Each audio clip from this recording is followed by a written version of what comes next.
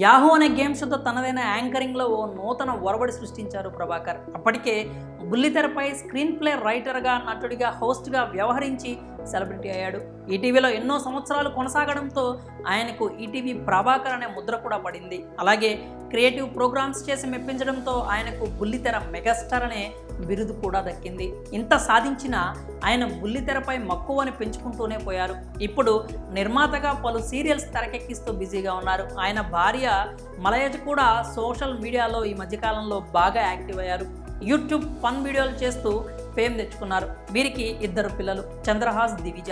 వీరిలో చంద్రహాస్కి పరిచయం అవసరం లేదు. జస్ట్ ఒక్క పరిచయ కార్యక్రమంతోనే చంద్రహాస్ రీచ్ 2 తెలుగు రాష్ట్రాలను ఊపేసింది. RRR మూవీలోని నాటు నాటు కవర్ సాంగ్ చేసి యూట్యూబ్లో కూడా పాపులర్ అయ్యాడు చంద్రహాస్. దుమ్ములేపే డాన్స్తో ఎరగదీశాడు. ఈ వీడియోకు వ్యూస్ మాత్రమే కాదు, చంద్రహాస్కు మంచి అప్లాజ్ వచ్చింది. కొడుకుకు నటనపై ఉన్న ఆసక్తిని గమనించిన ప్రభాకర్ అండ్ మలయజ అతన్ని హీరోగా ఇంట్రడ్యూస్ చేశారు. అలా ఓ మూవీ కూడా స్టార్ట్ అయింది. ఆ పరిచయ వేదిక మీదే చంద్రహాస్ ఓవర్ నైట్ స్టార్ అయిపోయాడు. రీచ్ అలా వచ్చినా మనోడికి మాత్రం ఒక రేంజ్లో క్రేజ్ వచ్చేసింది. అయితే అప్పటి నుంచి చంద్రహాస్ ఒక్కసారిగా కనిపించకుండా పోయాడు.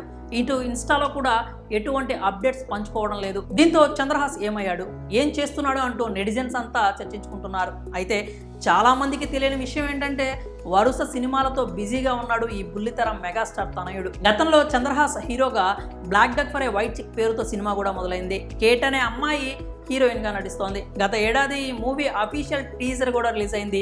RKAK ఫిల్మ్స్ IEF కార్పొరేషన్ పతాకంపై రొమాంటిక్ యాక్షన్ అండ్ డ్రామా మూవీగా తెరకెక్కుతోంది.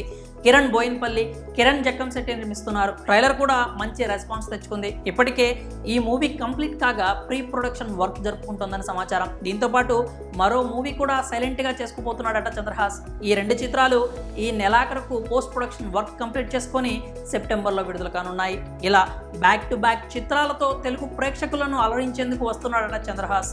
IDNpost.comకి ఈ విషయాన్ని స్వయంగా ప్రభాకర్ తెలియజేశారు. మరి బ్యాక్ టు బ్యాక్ మూవీస్తో ప్రేక్షకుల ముందుకు రావడానికి సిద్ధమవుతున్న చంద్రహాస్కి మంచి సక్సెస్లు అందాలని, అతని కెరీర్ సాఫీగా సాగిపోవాలని కోరుకుందాము. మరి చంద్రహాస్ మూవీస్ కోసం మీరెంత ఈగర్గా వెయిట్ చేస్తున్నారో మీ అభిప్రాయాలని కామెంట్స్ రూపంలో తెలియజేయండి.